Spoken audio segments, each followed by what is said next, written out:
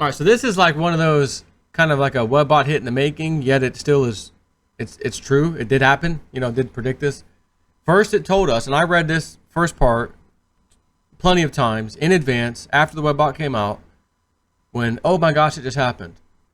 Facebook, they're banning anything related to crypto advertising. Oh, Google said they're going to do it in, what was it, June or July?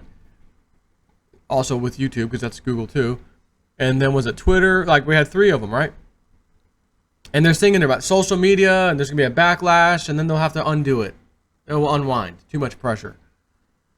That was the other part of the report, different report. I believe it was the one after that one. And I think that one I'm talking about was December. But it was, I want to say it was the one after that or one of the ones. I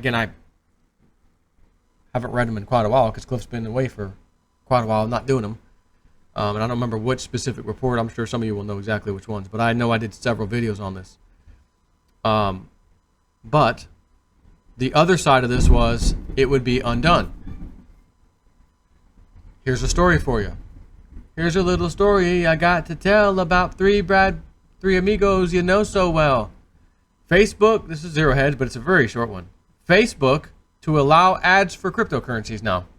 They're backing off. Although, the ICO part, they don't want to put on. Anything with ICOs, they don't want to do it. But they've backed off because it was a blanket, anything crypto, we're not doing it. And then, if you recall recently, there was a little news about, Facebook talking about its own blockchain, something or another. And they probably realized, well, we can't ban ads for competitors like that. We can't just do that. We'll get in trouble. Maybe that's why they backed off. Or enough pressure has been put on them. Remember Google, months ago, yeah, we're going to ban them too, but not till later this summer. Well, why don't you just do it right now? Well, they wouldn't give a reason. Just, we're going to do it later this summer. And maybe when summer, we're practically entering summer, comes, in full force, whatever, maybe they'll back off too. And then, Twitter, we're going to do the same thing. Again, maybe they don't want the ICO stuff. Maybe crypto stuff is all right, but not necessarily ICOs, because so many people get scammed out of the fake ones and all that crap.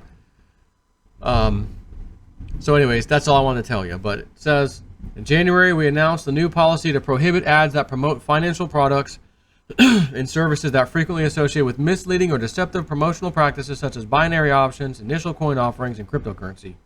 At the time, we also made clear that this policy is intentionally broad while we work to better detect deceptive and misleading advertising practices.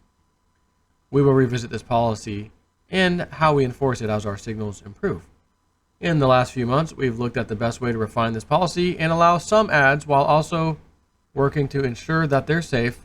So starting June 26th, which is today, we'll be updating our policy to allow ads that promote cryptocurrency and related content from pre-approved advertisers, but will continue to prohibit ads that promote binary options in initial coin offerings.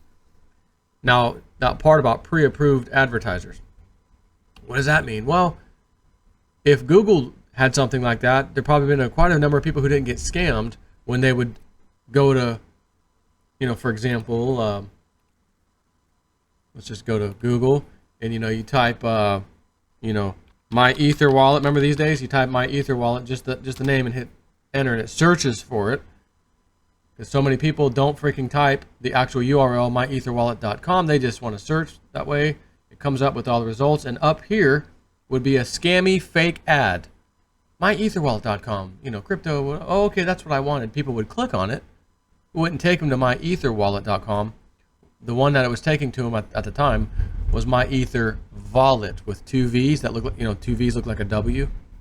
myetherwallet.com, and people would go there and put in their private keys, and then their stuff is gone. Yet Google was putting in a paid advertisement there for you to click on. Now, in all fairness, Google wouldn't know. A lot of the stuff's automated. You sign in, you just do it, okay, whatever. So if you had a pre-approved advertiser, maybe Google would have been able to catch on that, hey, this person's it's a scam somehow, whatever. So in other words, that might not be a bad idea, even though it may sound scary at first. Like, oh, what do they mean by that? What do they mean? Pre-approved, relax is what I'd say. Now all we need is some of the other ones, a couple of the other, the Twitters and I think Twitter was one, but and then Google, which Google, hey, we're on that time right now. Where's Google? Where's Google's stance on this? They gonna back off? We'll see. But the point was, Webbot said so. Oh, Veritasium.